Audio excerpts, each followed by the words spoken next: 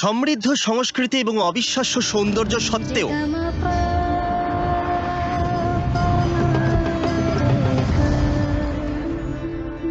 ভারতে প্রায় 40 মিলিয়নেরও বেশি শিশু এইভাবে বাস করে।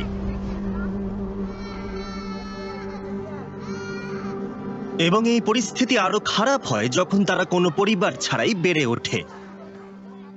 প্রতিটা দেশ দারিদ্রতার সাথে লড়াই করছে, কিন্তু দুর্ভাগ্যবশত ভারতেই বিশ্বের সবথেকে বেশি অনাথ বাস করে, যার অর্থ তাদের মধ্যে অনেকেই অপব্যবহার, অপুষ্টি, বাল্যবিবাহ এবং অপরিকল্পিত গর্ভাবস্থার সম্মুখীন হয়। এই সমস্ত বাধার সম্মুখীন হওয়ার কারণে এদের কাছে শিক্ষার সুযোগ পাওয়া অনেকটাই কঠিন হয়ে পড়ে। এবং আপনাদের কাছ থেকে আমাদের ভারতে আসার জন্য প্রচুর কমেন্ট পাওয়ার পরে আমরা সিদ্ধান্ত নিলাম এবং আমাদের প্রত্যাশার থেকে অনেক বেশি পেলাম। আমরা বলিউডের অন্যতম বড় স্টারের সাথে কোল্যাব করলাম। ড্যারেন এখানে ফ্যাশন ডিজাইনিং করবে এবং আমরা কয়েকজনকে পেলাম যারা সমাজের উন্নতির জন্য কাজ করে যাচ্ছেন। তাই আমরা ডিসাইড করলাম আমরা ইন্ডিয়াতে একটা প্রজেক্ট করব না, বরং দুটো করব। এবং আমরা নিউ দিল্লিতে পৌঁছে ডক্টর মোদির সাথে দেখা করলাম, প্রথম অর্গানাইজেশনের ফাউন্ডার। আমার যখন পুরনো কথা মনে পড়ে, যখন আমি ছোট ছিলাম, আমি তখন 8 বছরে, আমি তখন একটা ভিড় জায়গায় গেছিলাম আমার বাবা মার সঙ্গে। হঠাৎ করে সেই ভিড়ের মধ্যে আমি হারিয়ে গিয়ে দেখি আমি একা। আমি আমার বাবা মাকে খুব চিৎকার করে ডাকছিলাম, কিন্তু কোনো সাড়া পেলাম না। অবশেষে পুলিশ আমাকে আমার বাবা মার কাছে ফিরিয়ে দেয়। তখন আমি উপলব্ধি করলাম পিতামাতা ছাড়া বাচ্চাদের কি রকম অনুভূতি হতে পারে। আমি একটা সময় থেকে ভারতের বিভিন্ন অনাথ আশ্রমে যাওয়া শুরু করি। সেখানে একটা বাচ্চার কথা আমার এখনো মনে আছে। সে আমার জামা টেনে ধরে বলেছিল আমাকে বাড়ি পৌঁছে দেবে। এখান থেকেই উদয়ন ঘর হোম প্রোগ্রামের সূচনা হলো, যেখানে অনাথ এবং সমাজ বিচ্ছিন্ন শিশুরা আজীবন পরামর্শদাতা পিতামাতা পায়। একদল স্বেচ্ছাসেবক যারা বাচ্চাদের একটি ভালো পারিবারিক পরিবেশ দিতে নিজেদেরকে উৎসর্গ করেছে, যাতে সেই সমস্ত শিশুরা বাকিদের মতোই উন্নতি করতে পারে। কিন্তু উদয়ন কেয়ার এখানেই থেমে থাকেনি। 2002 সালে doctor Modi Udayan Shalini fellowship programme শুরু করেছিলেন, যেখানে পরামর্শদাতারা সুবিধা থেকে বঞ্চিত পিছিয়ে পড়া মেয়েদের সমর্থন করে এবং তাদের স্বাধীন নারী হিসেবে গড়ে তুলে সমাজকে এগিয়ে নিয়ে যাওয়ার চেষ্টা করে। ডাক্তার মোদি তারপর দীপকের সাথে পরিচয় করালেন, যিনি উদয়ন কেয়ার হোমে 40টি মেয়ের পরামর্শদাতা অভিভাবক। 2009 সালে আমি উদয়ন কেয়ারে পার্ট টাইম ভলেন্টিয়ার হিসেবে যোগদান করি এবং তারপর আমি এবং আমার স্ত্রী দুজনেই এখানে কাজ করি এবং বিভিন্ন অনাথ আশ্রমে যাওয়া শুরু করি। এবং যেহেতু আমি 36 বছর বয়সে এটাই সিদ্ধান্ত নিয়েছিলাম যে 52-53 বছর বয়সে আমি সক্রিয় কর্পোরেট জীবন পুরোপুরি ছেড়ে দেব এবং আমার সময়, শক্তি, সম্পদ যা কিছু আছে তা সমাজের ভালোর জন্য ব্যয় করব। এই সংস্থাটি এই অবিশ্বাস্য কাজ করার পরেও তারা এখনো আর্থিকভাবে লড়াই করে চলেছে। দীপক আমাকে আজকে সকালে তার বাড়ির চারপাশটা দেখালো এবং আমি সমস্ত প্রচেষ্টা এবং সমস্ত প্রোগ্রাম দেখতে পেলাম এবং তারা এই মেয়েদের বাইরে যেতে এবং উন্নতি করতে যা কাজ করছে সব দেখলাম। এই মেয়েগুলোর মধ্যে একজন হলো শীতল। আমার জন্ম হয়েছে মুরাদাবাদে। এটা হলো উত্তরপ্রদেশের একটা শহর। আমার বয়স যখন 4 বছর ছিল তখনই আমি উদয়ন কেয়ারে আসি। আমরা 4 বোন আর আমি তার মধ্যে সব থেকে ছোট। আমি যদি উদয়ন কেয়ারের অংশ না হতাম তাহলে হয়তো আমি এখনো সম্ভবত দারিদ্রতা, অশিক্ষার মধ্যে থাকতাম। আমার জীবন বলে কিছু থাকতো না, আমার কোনো স্বপ্ন থাকতো না। আমি এই সমাজটাকে পরিবর্তন করতে কাউকে ইন্সপায়ার করতে পারতাম না, কোনো প্রভাব ফেলতে পারতাম না। সময়ের সাথে সাথে শীতল তার ক্লাস 12-এর পড়া শেষ করে এবং সেই 3-4 বছর আমি মেয়েদের সাথে ওদের ফিউচার ক্যারিয়ার নিয়ে আলোচনা করতাম, তারা কিভাবে করতে চায়, কি করতে চায়। যখন আমি ক্লাস 12-এ পড়ি তখন আমি ভবিষ্যতে কি করতে চাই সেটা নিয়ে আমি খুবই দুশ্চিন্তায় ছিলাম। আমার স্বপ্নগুলো অনেক বড় ছিল। আমি সত্যি মানুষের জন্য কিছু করতে চাই, কারণ যে সমাজে আমি বড় হয়েছি সেখানে আমি মানুষের থেকে অনেক কিছু পেয়েছি। তাই আমার আর্টের মাধ্যমে আমি সমাজটাকে পরিবর্তন করতে চাই। শীতল আমাকে বলেছিল যে সে হতে চায় একজন ফ্যাশন ডিজাইনার। ফ্যাশন ডিজাইনার যদি হতেই হয় তবে ভারতের অন্তত সেরা ইনস্টিটিউটে যেতে হবে। তাই অত্যন্ত কঠোর পরিশ্রম করে পড়াশোনা করার পরে শীতল ভারতের অন্যতম টপ ফ্যাশন স্কুলে চান্স পেল, যার নাম হলো মুম্বাইয়ের national institute of fashion technology. আমি মুম্বাই গেছিলাম তার কলেজে তাকে ড্রপ করতে। সেই সময় আমার মনে হয়েছিল এটা অন্যরকম কিছু। কেউ আপনার স্বপ্নের প্রতি এতটা আবেগপ্রবণ যেমনটা আমি আমার নিজের স্বপ্নের জন্য উৎসাহী। ওর সঙ্গে যাওয়ার সময় আমার ছেলের কথা মনে পড়ছিল, যাকে আমি এভাবেই MBA করার জন্য ভারতের একটা ইনস্টিটিউটে ড্রপ করতে যাচ্ছিলাম।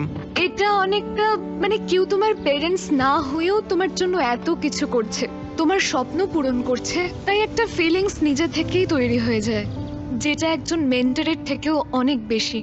ও আমাকে একটা চিঠি লিখেছিল যে আমি তোমাকে অনেক ভালোবাসি এবং সম্মান করি, তোমাকে বাবা না বলে কাকা বলে ডাকি, কিন্তু তোমাকে আমি বাবার চেয়েও বেশি সম্মান করি। এবং সালটা যখন 2021, সে আমাকে একটা প্রশ্ন জিজ্ঞেস করে। আর সেই সময় আমি ওনাকে জিজ্ঞাসা করলাম যে আমি কি তোমাকে বাবা বলে ডাকতে পারি। এবং সত্যি বলতে আমার নিজের কানকেই বিশ্বাস হয়নি। আমার প্রচন্ড আনন্দ হয়েছিল, আমি বুঝতে পারছিলাম না কি করব। মনে হচ্ছিল যেন স্বপ্নের জগতে আছি। মানে বলা যেতে পারে এটা আমার জীবনের সব থেকে আনন্দের মুহূর্ত। এবং এই বছরের সেপ্টেম্বরে শীতল লন্ডনের কিংস্টন স্কুল অফ আর্টসে ফ্যাশনে মাস্টার্স করতে যাচ্ছে, তার নিজস্ব ব্র্যান্ড লঞ্চ করবার আগে।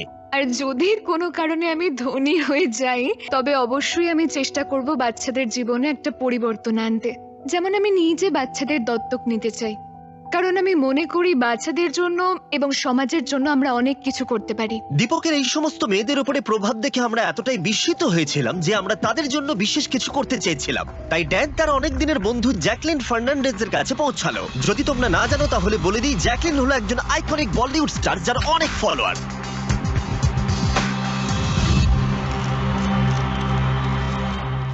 আজ আমি দিল্লিতে এসেছি এখানকার দিল্লি নয়ডার উদয়ন কেয়ার প্রোগ্রাম এবং সেখানকার মেয়েদের সাথে দেখা করতে। এটা একটা অসাধারণ অর্গানাইজেশন। এটা দেখে খুব ভালো লাগলো যে ওরা এত কিছু অ্যাচিভ করেছে।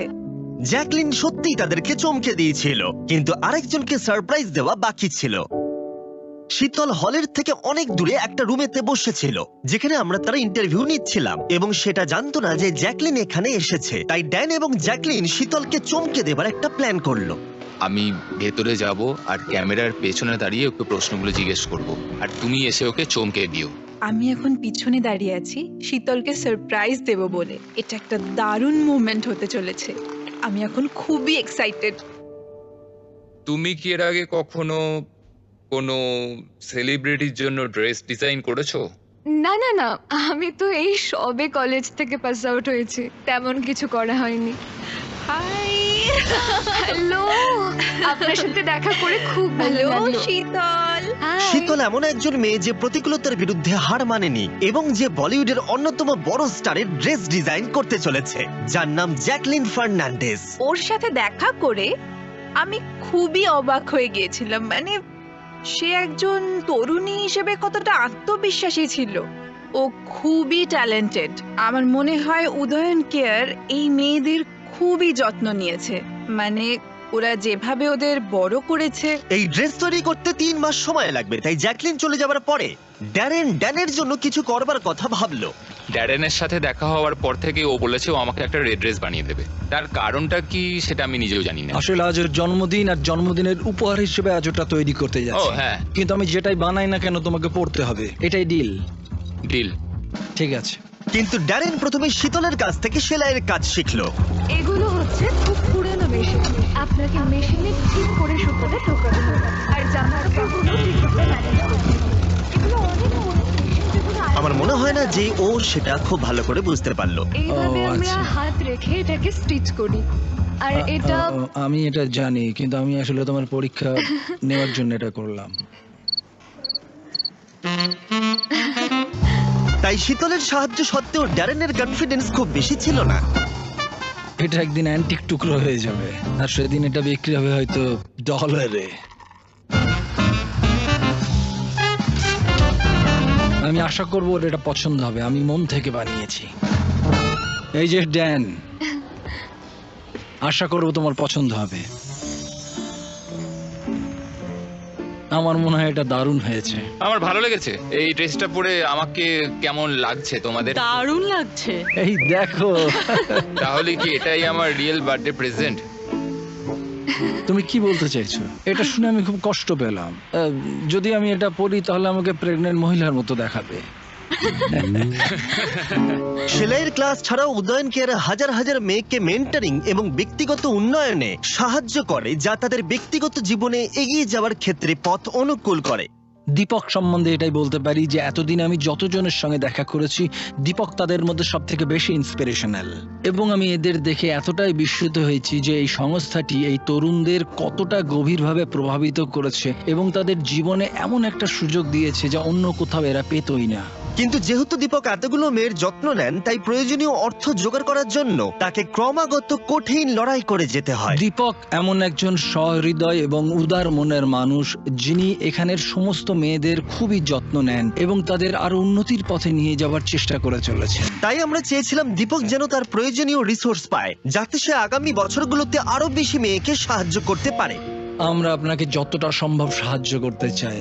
আমরা আপনাকে আগামী 1 বছরের জন্য এই বাড়ির সমস্ত ভাড়া দিতে চাই এবং আরো 280টি স্কলারশিপের অর্থ প্রদান করতে চাই। ও মাই গড, এটা আমার কাছে একটা স্বপ্নের মতো।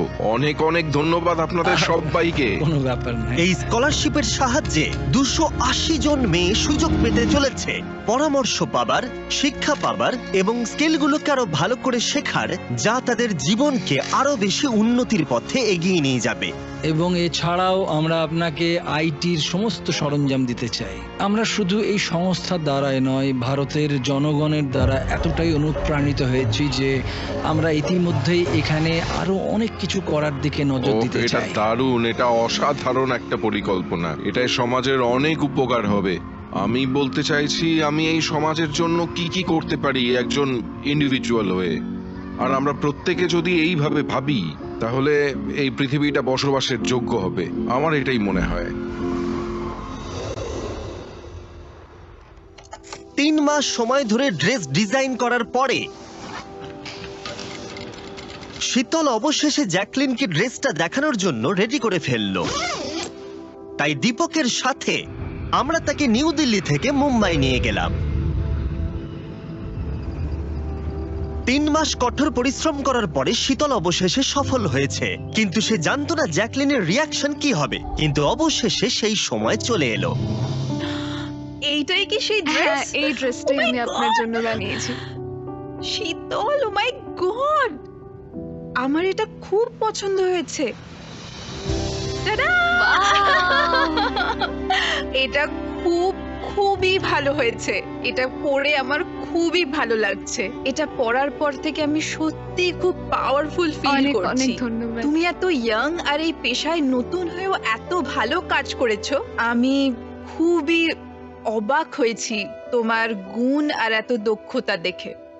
এই ড্রেসটার পিছনে ইন্সপিরেশন ছিল লেজেন্ডারি ডিজাইনার আলেকজান্ডার ম্যাকুইনের, আর আমি ওনার কাজ দেখে খুবই ইন্সপায়ার হই। এটা হলো একটা আর্মারের মতো, যা পরে মহিলারা ক্ষমতা এবং সুরক্ষা প্রদর্শন করতে পারেন। আমি আপনাদের বলে বোঝাতে পারবো না আমি ওর জন্য কতটা গর্ববোধ করি। ও এতটা সফল হয়েছে। প্রিয় বাবা, আমার বন্ধু, এমন একটা সময় এসেছিল যখন আমি নিজেকে ভরসা করতে পারছিলাম না, আমি হেরে গেছিলাম। কিন্তু তুমি সব সময় আমার পাশে ছিলে আর কখনো আশা হারাওনি। তুমি এটা বিশ্বাস করতে যে আমি যা চাই সব অ্যাচিভ করতে পারবো। এত ভালো বাবা হওয়ার জন্য থ্যাংক ইউ সো মাচ। আশা করি তোমায় একদিন গর্বিত করব এবং তোমার স্বপ্ন পূরণ করব। তোমার মনের কথা শোনো এবং তোমার উদ্দেশ্য ঠিক রাখো, কারণ আমাদের মতো বাচ্চাদের এই পৃথিবীতে তোমার মতো আরো লোকের প্রয়োজন। তোমার আদরের মেয়ে শীতল পাল উদয়ন। আমার কাছে তোমার জন্য একটা দারুণ নিউজ আছে শীতল। এই ড্রেসটা যেটা তুমি ডিজাইন করেছো আমি পরেছি, এটা অকশনে যেতে চলেছে। বিস্ট ফিলান্থ্রপি ওয়েবসাইটে, এবং অকশন থেকে প্রাপ্ত পুরো অর্থটাই যাবে উদয়ন কেয়ারে। এবং আমি জ্যাকলিন ফার্নান্ডেসকে অনেক ধন্যবাদ জানাতে চাই এবং তার ফিলান্থ্রপিক অর্গানাইজেশন ইয়োলোকে। তারা এভাবেই কাজ করে সমাজকে এগিয়ে নিয়ে যাক। এখনো অবধি আমরা 19টির বেশি এনজিওর সাথে কাজ করেছি এবং তাদের সাহায্য করেছি। ইয়োলো এবং জ্যাকলিন সম্পর্কে আরো বেশি জানতে ডেসক্রিপশনের লিংকে ক্লিক করুন। এবং বিশেষ ধন্যবাদ জানাই শিবম আগরওয়ালকে। তিনি না থাকলে এই প্রজেক্টের অনেক কিছুই সম্ভব হতো না। আরেকটা কথা, আমি একটা হিউজ শাউট আউট আর থ্যাংক ইউ জানাতে চাই ইন্ডিয়ার লোকেদের। ওরা ড্যান এবং ড্যারেনকে খুব সাহায্য করেছে। ড্যান এবং ড্যারেন ওখানে ডান্স শিখেছে, শাহরুখ খানের বলিউড সিনেমার ডায়লগ প্র্যাকটিস করেছে সবার সামনে, এবং আরো অনেক কিছু মজা করেছে। এর বিহাইন্ড দ্য সিন দেখার জন্য এক্ষুনি যান ইন্ডিয়া টুডে গেমিং আর আজ তাক। নিচে ডেসক্রিপশনে লিংক দেওয়া রইলো। এবং প্রতিবারের মতোই শেষ অবধি দেখার জন্য ধন্যবাদ। আপনারা শেষ অবধি দেখছেন বলেই আমরা এই ধরনের প্রজেক্টকে এগিয়ে নিয়ে যেতে পারি এবং গোটা বিশ্বকে পরিবর্তন করার চেষ্টা করি। এটা প্রথম ভিডিও ছিল, ইন্ডিয়াকে নিয়ে আমরা 2টো ভিডিও করব, তাই পরেরটা মিস করতে না চাইলে সাবস্ক্রাইব করে দিন। প্লিজ ডেসক্রিপশনের লিংকে ক্লিক করে ডোনেট করুন বা ড্রেসের উপরে বিট করুন।